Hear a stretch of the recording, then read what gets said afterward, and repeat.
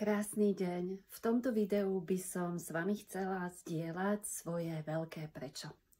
To prečo, tá esencia, prečo sa venujem tomu, čomu sa venujem a prečo prekonávam všetky prekážky, ktorými sa v živote stretávam, aby som robila a pokračovala v tom, čo som začala robiť. Takže moje veľké prečo, to posvetné prečo robím to, čo robím, je, že ja milujem ten pocit, keď ku mne prichádzajú ženy, muži s rôznymi problémami, ktoré majú. A často, keď ku mne prichádzajú, tak prichádzajú v takomto stave neuveriteľného smútku, beznádeje, bezmoci. Často majú pocit, že život je príliš náročný, príliš komplikovaný.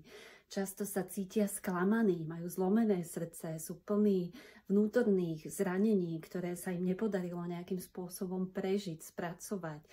A to, čo milujem ja na svojej práci je, že keď tí ľudia odchádzajú z toho sedenia metódou Psyche, tak z toho mentoringu alebo z tej spolupráce, ktorú spoločne máme, alebo z toho, že prídu na nejaký workshop, Psyche Basic Workshop, tak to, čo skutočne milujem, je ten pocit tej nádeje, ktorú zrazu cítia a vnímajú vo svojom vnútri.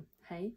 Ja naozaj robím to, čo robím preto, že naozaj veľmi rada vnášam do života iných ľudí nádej.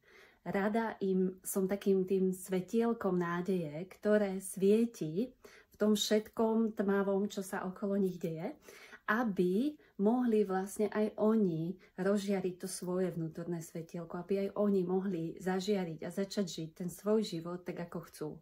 A v rámci tej spolupráce, ktorú ponúkam, tak ja pracujem hlavne s metódou Psyche, ale samozrejme v rámci praxe využívam aj iné techniky. Ale metóda Psyche je jedna z tých, ktorá vám pomôže urobiť si tzv. Ako keby self-terapiu. Čiže keď sa túto metódu naučíte, tak potom si dokážete s tými zraneniami vlastne pomáhať sami sebe.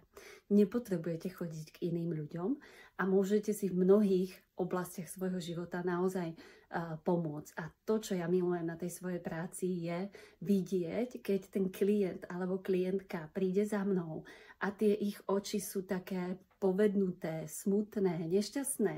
A keď odchádzajú potom z tej terapie, tak často sa tam nachádza taký vnútorný pokoj, vnútorný mier, veľká úľava a častokrát práve tie ich oči začínajú žiariť, lebo sa tam zažiarila lebo tam vznikla tá nádej, že áno, aj ja mám právo žiť inak, áno, aj ja mám právo dosahovať to, čo chcem v svojom živote a žiť podľa seba, nie podľa toho, ako mi to nastavilo okolie alebo udalosti životné.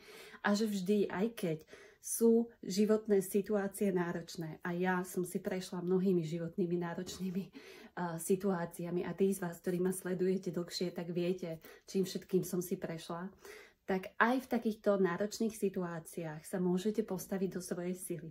Môžete zobrať ten svoj život do svojich rúk a môžete vniesť svetielko nádeje do svojho života.